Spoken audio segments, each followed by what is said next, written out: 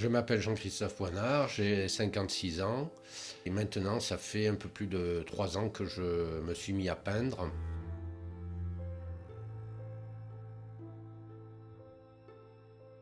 C'est quelque chose qui, je pense, était au fond de moi mais que je n'ai jamais pu exploiter par manque de temps.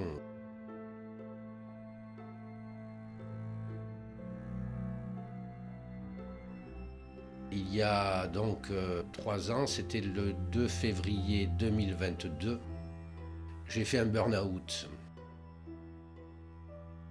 Bon, il y avait longtemps que ça devait traîner, mais c'est à ce moment-là que j'ai craqué et c'est à ce moment-là que j'ai pu découvrir la peinture et m'y réfugier.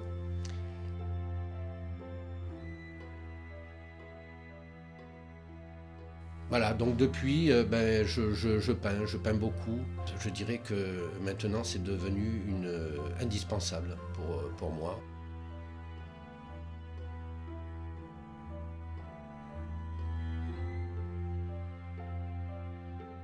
Et je ne souhaite qu'une chose, c'est pouvoir continuer euh, à peindre car je prends un plaisir immense.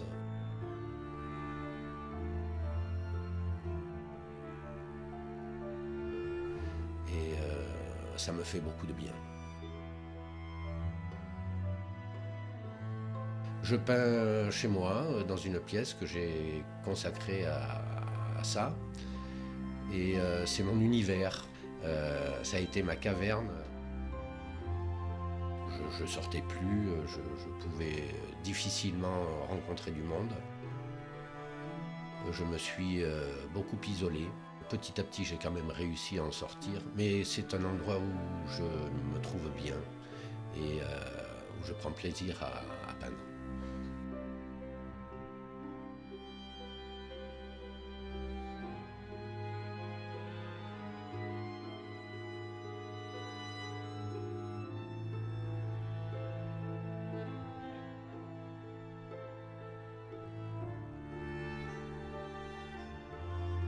Bon, j'ai fait un BTS bâtiment. J'ai après travaillé en bureau d'études, après en maîtrise d'ouvrage dans le secteur de la promotion immobilière et également du bâtiment industriel. Rien d'extraordinaire par rapport à ce que je peux vivre aujourd'hui.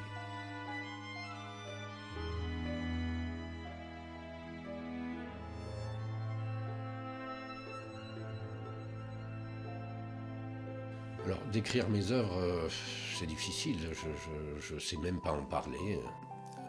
C'est quelque chose que je ne maîtrise pas en fait.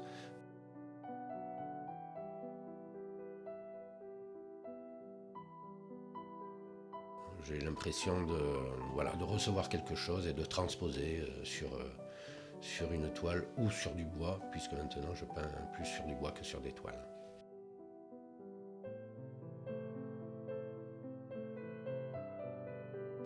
Ben, quand j'ai commencé à peindre, je ne savais pas trop, je suis autodidacte, donc j'avais pas beaucoup de... je n'avais pas d'expérience. Voilà, j'y suis allé à tâtons, je me suis d'abord exercé à faire du figuratif pour essayer de comprendre comment on peignait, comment on arrivait à superposer des couleurs. Et très vite, j'ai eu envie d'aller vers autre chose et justement peindre cet invisible. Hein, ces choses que l'on ne voit pas mais qui existent à partir du moment où bien sûr on les a transposées sur un support. Voilà, c'est ce que je cherche aujourd'hui à faire. Chercher la source de mon inspiration dans ce qui n'existe pas.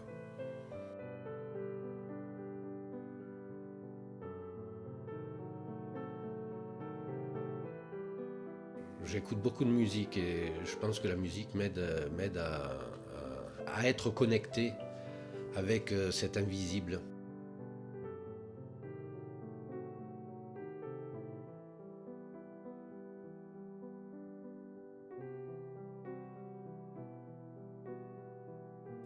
depuis que je peins, je suis plus observateur. Je regarde davantage la nature, les couleurs, même les ambiances de la nature. Et peut-être que ça a une influence sur ce que je peins.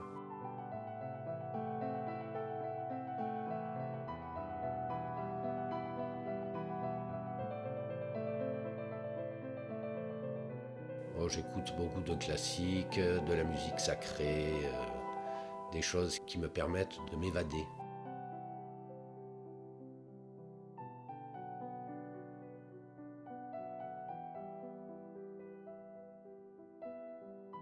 Je ne sais jamais trop vers quoi je vais et souvent j'ai cette impression de ne rien maîtriser, d'être uniquement le passeur, d'être le véhicule de quelque chose qui va se transformer sur la toile.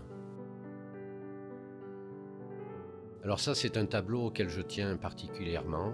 L'idée vient d'une photo que j'avais prise chez mes parents. C'est en fait une plaque qui sort d'un four à bois. Ma mère cuisinait au four à bois. Et c'est une plaque qu'elle recouvrait souvent d'une feuille de papier d'alu pour ne pas salir cette plaque. Et donc les jus des plats débordés, grillés dessus, brûlés, collés à la feuille. Et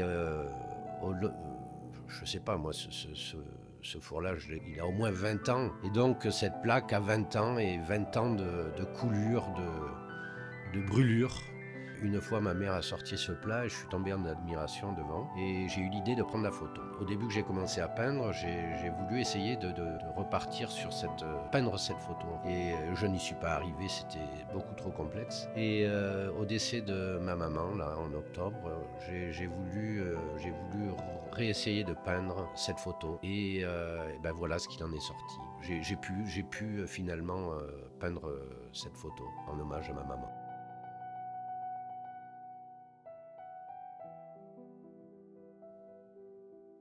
Alors, cet ange, en fait, c'est un ange qu'on avait dans la crèche, je crois, et que j'avais récupéré et qui est là, accroché au chevalet depuis que j'ai commencé à peindre. Et cet ange, en fait, eh ben, il est là pour me rappeler des gens que j'ai aimés, que j'ai croisés, qui ont été importants pour moi.